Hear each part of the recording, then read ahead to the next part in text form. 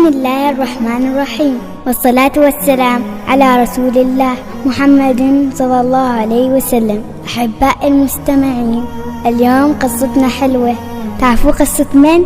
قصة هارون عليه السلام. وهارون عليه السلام يكون أخو موسى عليه السلام. لما غرق فرعون ونقض بني إسرائيل، قال موسى حال هارون: جلس عند قومي، أنا أروح جبل الطور بلاقي ربي واهتم فيهم، ما تخليهم يتفرقوا. قال هارون: إن شاء الله أخوي. ومرت الأيام وجلس هارون يهتم فيهم. في يوم من الأيام جاء واحد اسمه السامري، قال: هم بيت تشوفوا ربكم؟ قال بني إسرائيل: نبغى نشوف ربنا. قال: هم جيبوا الذهب وعنده وجابوه. تعرفوا وش سوى السامري؟ صنع من الذهب عجل، بعدين جاب تراب من أثر جبريل ورماه في العجل، وقام العجل يسوي صوت. بعدين قال: هم تعالوا يعبدوا العجل، هذا ربكم. هم صدقوا وجلسوا يعبدوه. بعدين قهروا، قال: هم ايش سويتوا؟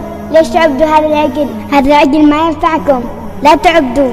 قالوا هم: هذا ربنا، شوف هذا يسوي صوت. وبعدين قال: ما عليكم، بيجي أخوي موسى بيعصب بكم وينازعكم. بعدين موسى عليه السلام لما رجع شافهم جالسين يعبدوا العجل.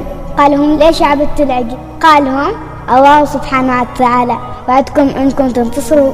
قالوا: هي وصح.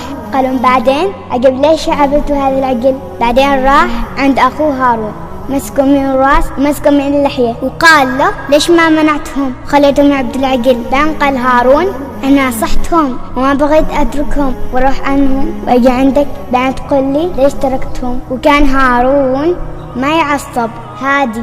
بعدين موسى عليه السلام قال: من سوى هذا العجل؟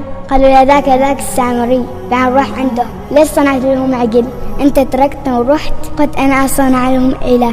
بعدين عصب موسى عليه السلام، قال له: خرج من هنا. بعدين خبر بني إسرائيل يحرقوا العجل ورموه في الماء. بعدين حرقوه ورموه في الماء. هذه كانت قصة سيدنا هارون عليه السلام. سؤال حلقتنا لهذا اليوم: ما اسم الرجل الذي صنع العجل؟ وشكرا لكم. مع تحيات تقديم العصفورة، مشاعل بنت محمد بن سليمان المنذرية.